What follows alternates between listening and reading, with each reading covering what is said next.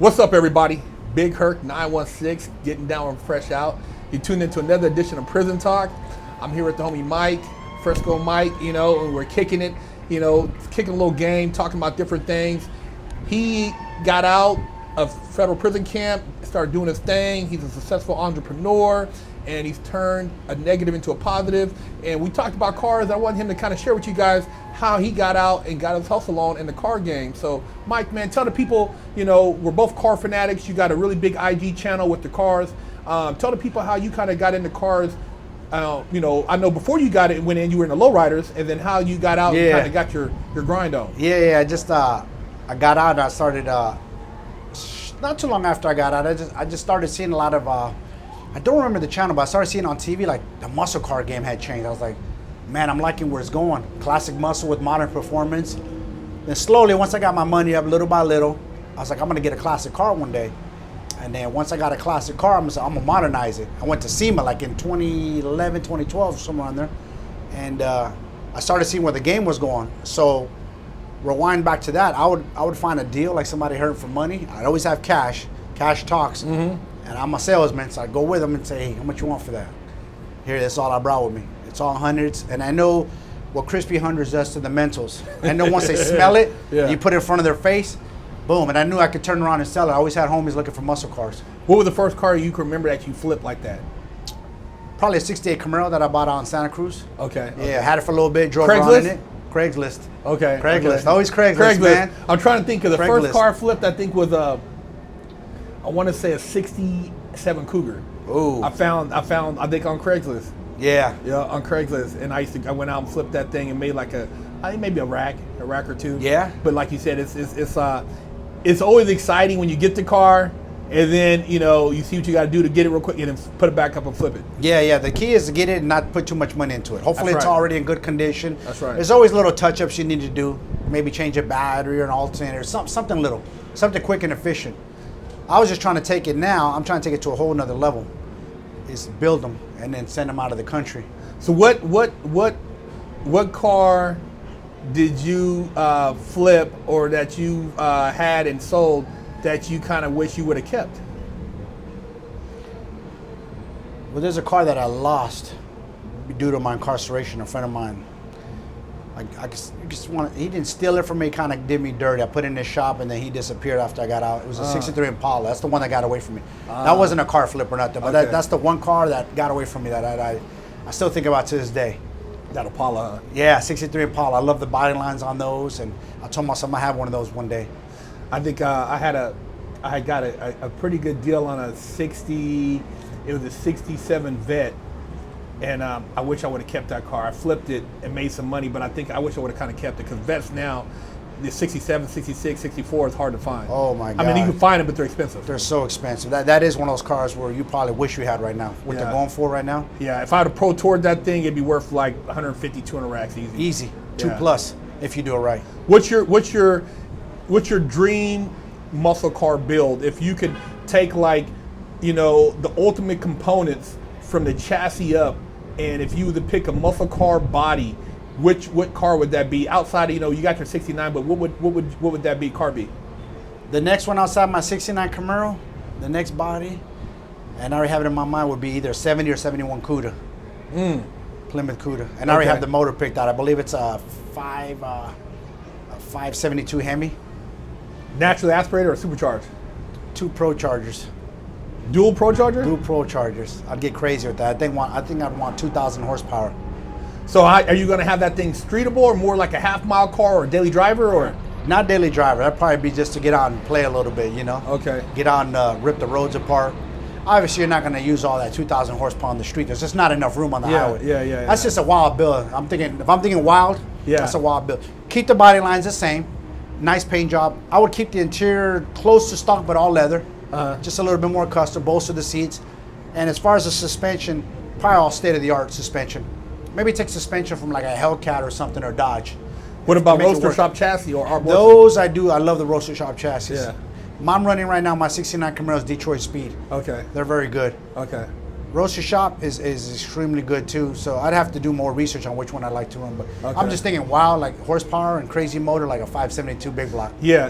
That definitely. I mean, once you started getting over anything over 1,000, and then you talk about trying to hook, and then you know, you're not gonna the rear end, all that stuff. Because it gets a little wild. Either that, or probably just do a Whipple supercharger on a 572 and keep it like you said around 1,000. So it's streetable, because I do want a street. I want to be able to drive it on the streets as well. Do you want to do any big like car competitions as far as like, you know, the Texas Mile or the Half Mile or something like that? I want to be part of the 200 mile per hour club. Okay. And I think you got to go to the Mojave Desert, like you said, or probably the Texas Mile. No, Texas Mile, because it's probably a mile's enough to, if you could hit 200 at the mile. Yeah. No, the Mojave does. Big Red. I'm a fan of his. Big Red Camaro. Big Red, yeah. I'm friends with him on IG as well. Okay. And he does the Mojave Mile. They have the Mojave Mile, 1 mile, and then 1.5 mile. Okay. I'm not sure if my ZL1 can get 200 because of the aerodynamics. I have the horsepower for it, but I don't know if the aerodynamics will allow me. Well, what's the name? Because anything over 185 gets a little dicey. The Exorcist did 217. Did it? Well, what did he do? ZL1.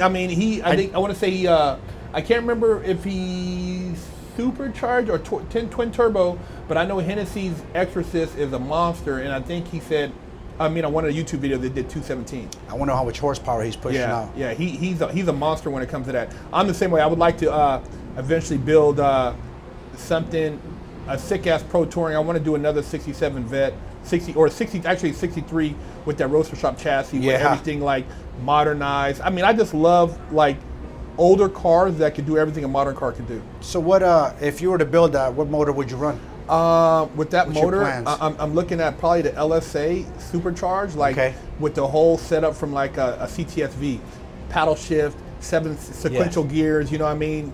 The quick shifting, the rear end that either, I don't know if I give it like a 12, like a 4 9-inch, and it's had the gearing just right. But I would want that thing to drive just like it's like a modern car, but be able to have all the the AC and everything and just the performance, because it'd be you can never lose with that. Yeah, and that's what I love about it. Not only does it look good, but you also have the performance aspect of it. Like you said, you get in and drive it anywhere. Drive everything. You got rack and pinion, you got disc, you got coilover, you got all the stopping power, everything's there. But people think you see old cars, you like, oh, that's an old car. But I could look at a car now, like haven't been in the game, and you guys like, oh, I did this on my build, and I look. So this dude got drum brakes back here. He got leaf springs. This ain't no $100,000 build. Nah. You know what I mean? You could tell.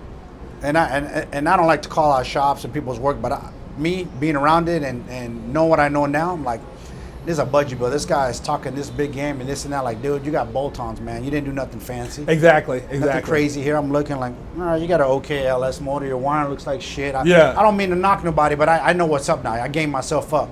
And I'm always picking my builder's brain as far as engine and how things perform. And best thing he says is one big vacuum pump, air in, air out.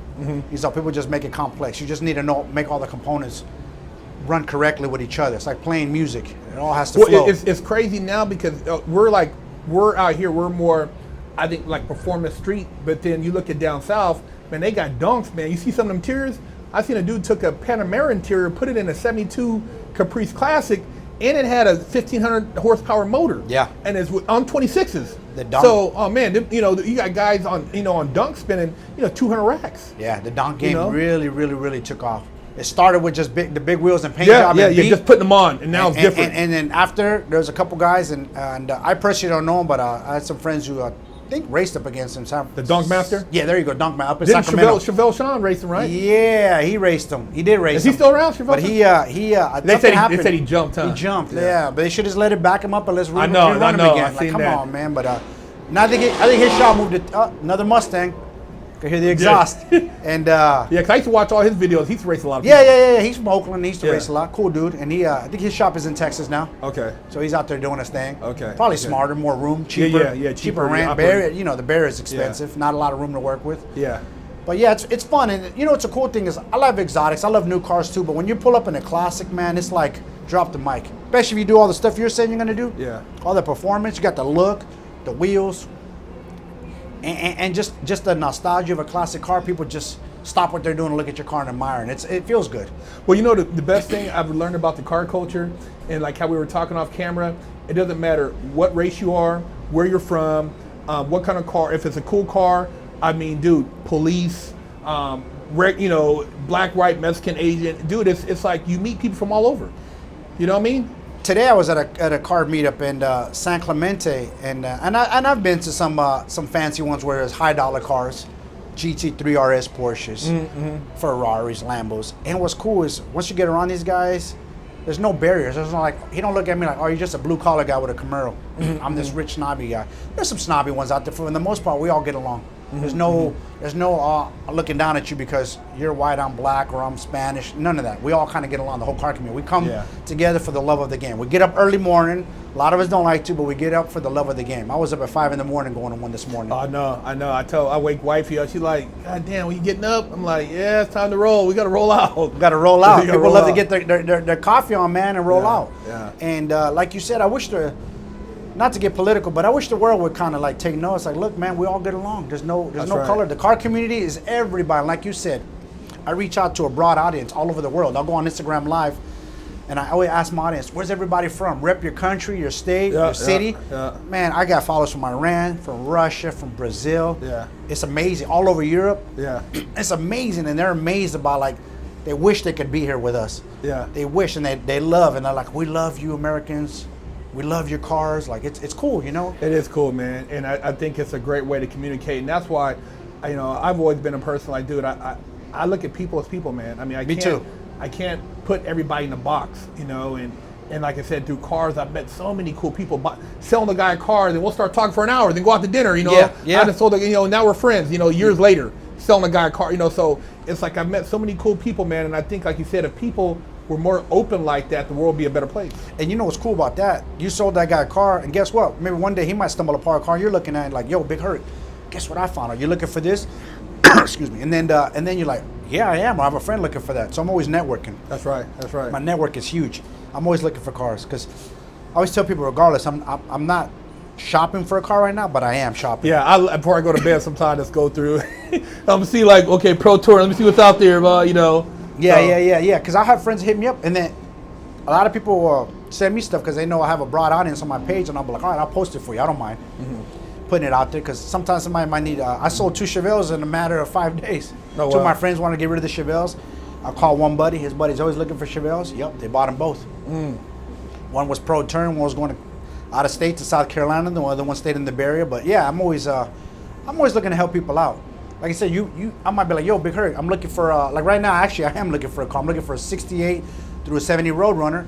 You'd be like, yo, Big Mike, I might have found that Roadrunner you're looking for. And I call my boy, like, Mike, my boy found a Roadrunner. I had to smash out to SoCal. So it's a network, man. We're always networking with each other. That's right. Or you might tell me, yo, Mike, I'm looking for this vet. Keep your eyes out. On my spot, yo, Big Herc, I found it for you.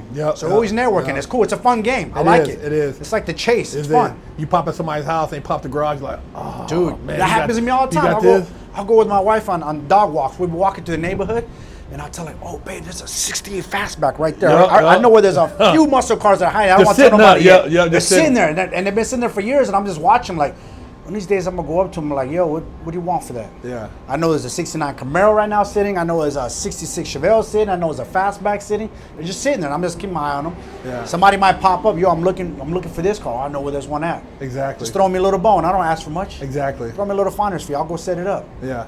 You know? Hey, man, I like I said, it's cool, man, that we were able to meet through cars. Right. And that being our mutual hustle. And like I tell you guys out there, find you a hobby, find something you like doing, and, you know, you could even make money doing it. And you'd be, you know, even though you'd be doing it for free. So, you know, hey, Big Herc, kicking it with Frisco Mike, fresh out Prison Talk.